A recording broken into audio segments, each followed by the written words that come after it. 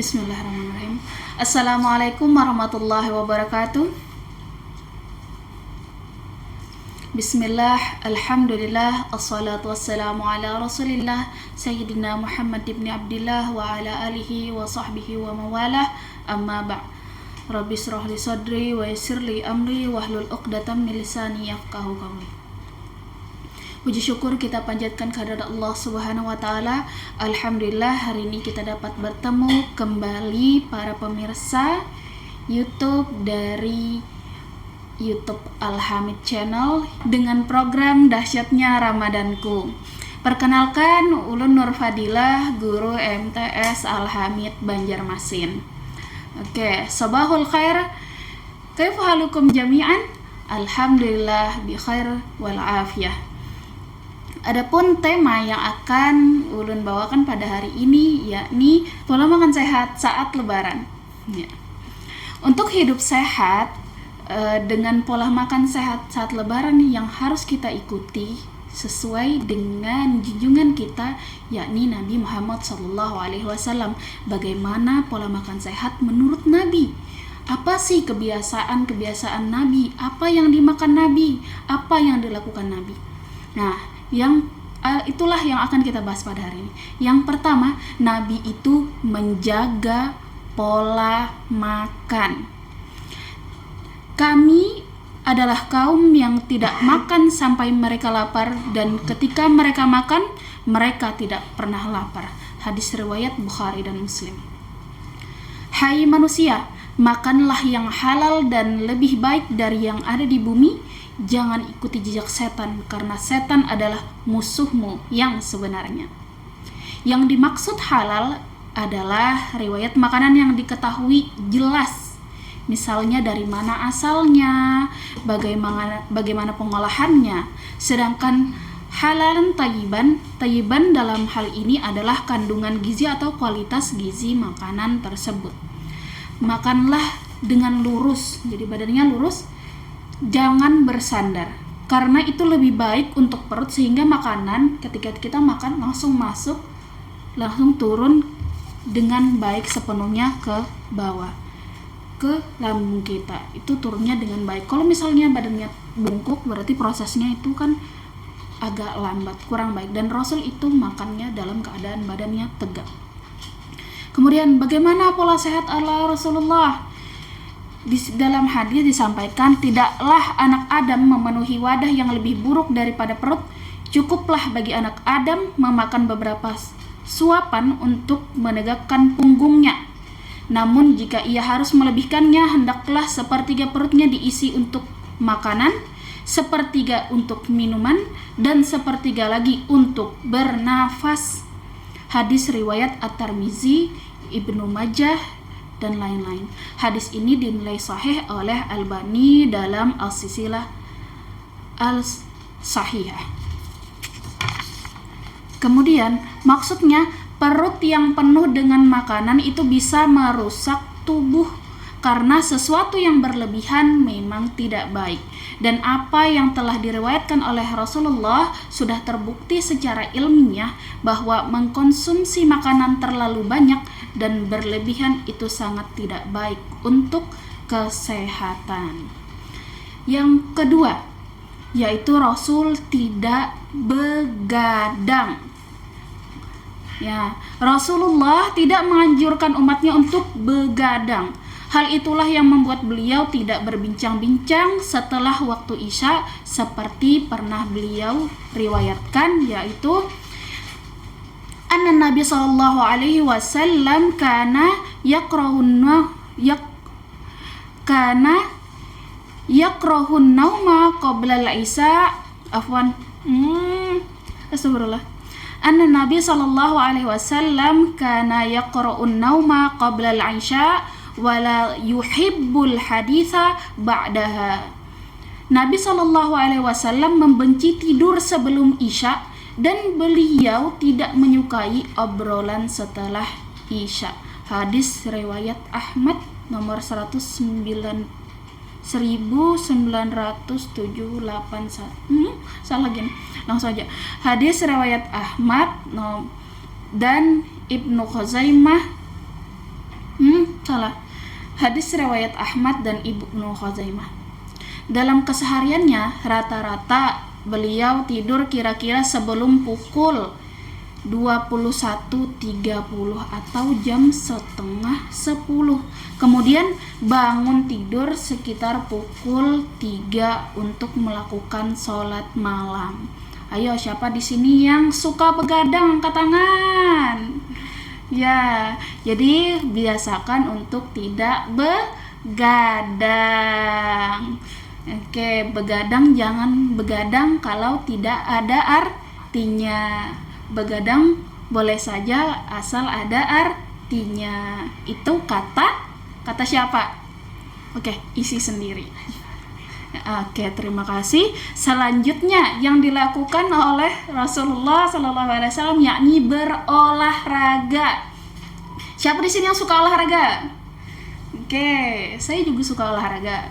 Siapa di sini yang sukanya rebahan aja?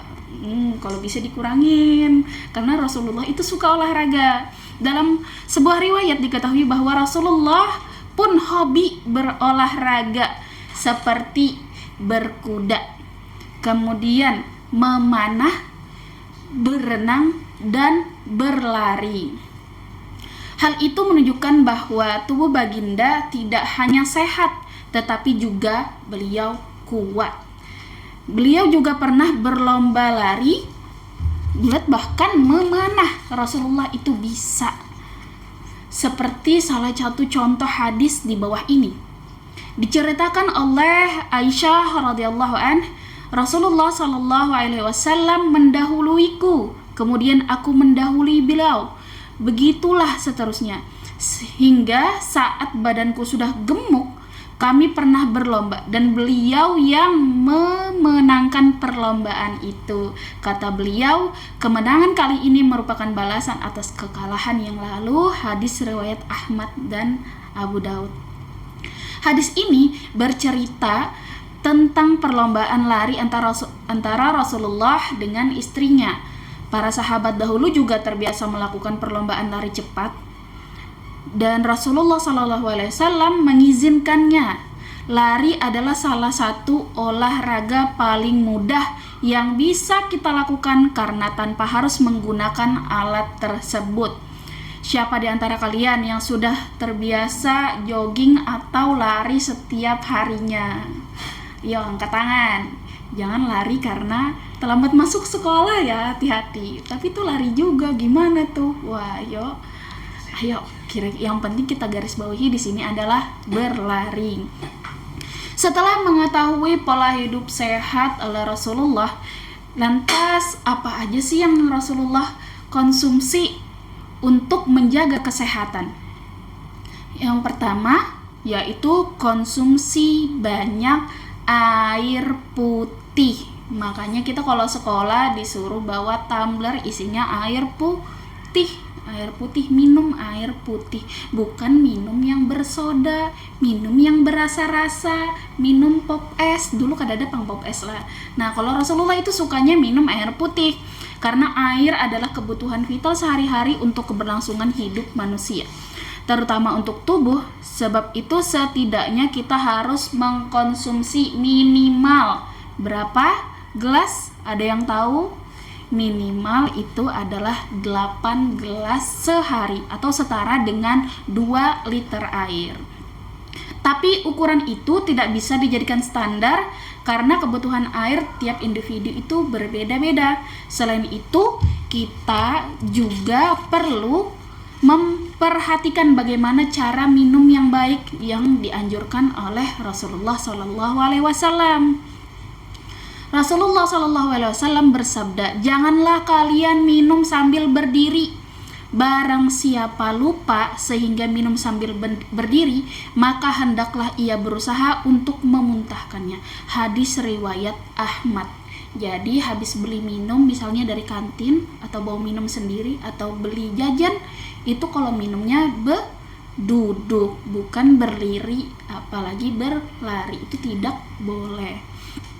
Sebaiknya Studi juga menunjukkan bahwa air yang masuk dengan cara duduk itu lebih baik dibandingkan dengan berdiri.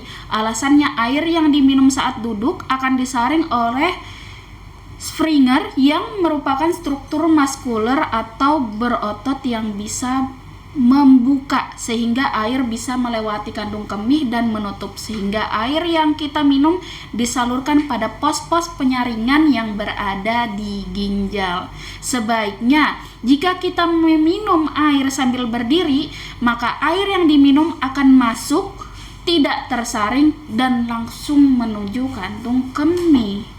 Ketika air langsung menuju kandung kemih, maka yang terjadi adalah pengendapan air di saluran ureter dan bisa menyebabkan penyakit kristal ginjal. Penyakit ini merupakan salah satu penyakit berbahaya yang bisa menyebabkan seseorang susah buang air kecil. Kemudian apa aja lagi yang dikonsumsinya, yaitu madu. Di pagi hari Nabi Muhammad SAW juga rutin mengkonsumsi madu 1 sendok dengan melarutkannya dengan air. Siapa di sini yang suka madu? Madu ya, madu asli. Kalau cari madu asli langsung yang ada tulisan aslinya, bukan yang palsu. Dan memang madu memiliki manfaat yang sangat luar biasa untuk kesehatan tubuh. Seperti yang disebutkan dalam Al-Quran, madu merupakan syifa atau obat yang diungkapkan dengan isim nakirah menunjukkan arti umum yang ini yaitu menyeluruh.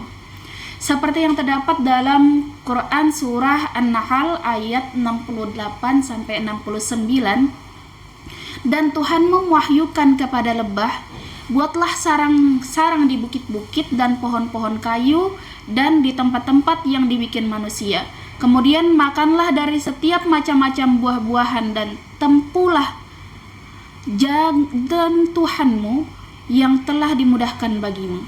Dari perut lebah itu keluar minuman atau madu yang bermacam-macam warnanya. Di dalamnya terdapat obat yang menyembuhkan bagi manusia. Sesungguhnya pada yang demikian itu benar-benar terdapat tanda kebesaran Tuhan bagi orang-orang yang memikirkannya. Jadi pada dasarnya yang bisa menjadi obat berbagai penyakit, sedangkan dari ilmu kesehatan madu berfungsi untuk membersihkan lambung, mengaktifkan usus-usus untuk menyembuhkan sembelit, wasir, dan peradangan. Kemudian apalagi yang dimakan oleh Rasulullah? Ada yang tahu? Yaitu kurma. Oke, siapa di sini yang buka puasanya suka pakai kurma?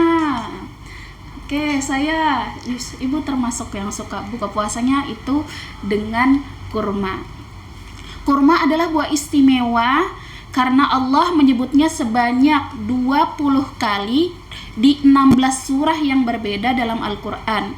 Rasulullah SAW pun menjadikan kurma sebagai makanan wajib keluarga untuk kegiatan sehari-hari. Kurma juga memiliki banyak manfaat. Salah satunya mampu menangkal sihir, sebagaimana yang Nabi Muhammad SAW riwayatkan yang artinya, barang siapa yang memakan 7 butir kurma yang tumbuh di antara bebatuan hitam atau di Madinah pada pagi-pagi, dia tidak akan celaka oleh racun sampai petang.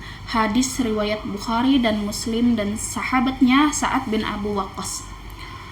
Kurma umumnya itu berbentuk bulat, tapi bulatnya masih ada abstraknya. Kemudian ada juga yang lonjong. Buah ini memiliki tekstur yang lembut dan rasanya manis. Terdapat macam-macam kurma yang bisa kita dapati di Indonesia. Misalnya yang pertama itu kurma ajwa atau kurma Nabi. Salah satu kurma premium yang sangat enak. Kurma ini tekstur dagingnya yang lembut dan juga dipercaya memiliki khasiat yang manjur untuk pengobatan. Maka tak heran jika Rasulullah SAW sangat menyukai kurma jenis ini. Kemudian yang dimakan Rasulullah juga ada kurma sukari. Nah, kurma sukari atau sugar, kata orang itu namanya kurma gula. Ya, umumnya kurma sukari ini dikonsumsi oleh keluarga kerajaan orang Arab. Teksturnya yang legit dan lembut dalam setiap gigitan. Kurma sukari memiliki warna yang lebih terang dibandingkan warna lain. Biasanya banyak dijual di pasaran. Kemudian ada juga kurma bam atau kurma anggur. Warnanya agak hitam, disebutnya dengan kurma anggur ya. Banyak tumbuh di daerah Iran. Kurma bam ini memiliki kandungan mineral serta lemak baik untuk tubuh. Kurma itu teksturnya lembut dan basah. Ukurannya agak besar dan berwarna kehitaman. Kurma bam juga disebut kurma madu atau anggur. Kemudian yang terakhir ada kurma mejol, bisa dijuluki raja kurma. Kurma mejol itu ukurannya besar ya. Satu aja udah kenyang, karena ukurannya yang lebih besar dari kurma lainnya, juga memiliki aroma yang khas dan tekstur yang lembut dan manis dan pas, hampir mirip seperti karamel. Oke, kemudian tadi tuh udah ya cara Rasulullah sehat, caranya dengan apa aja tadi, kemudian juga dengan makanan apa aja yang dimakan Rasulullah. Nah, sehingga itu bisa kita terapkan dalam kegiatan kita sehari-hari, kita ikuti dalam kegiatan kita sehari-hari. Nah, kemudian kita nih sebentar lagi mau lebaran, supaya kita ketika lebaran itu badan kita tetap sehat dan kuat seperti Rasulullah, jangan lupa untuk makan secukupnya dan amalkan sunnah-sunnah yang sudah kita ketahui, biar nanti lebaran kita tidak menjadi badan yang lebaran, tapi lebaran kita menjadi berkah di bulan Ramadan. Terima kasih atas perhatiannya. Syukran ala husni ihtimamikum, wabillahi taufiq wal hidayah, waradha wal inayah. Wassalamualaikum warahmatullahi wabarakatuh.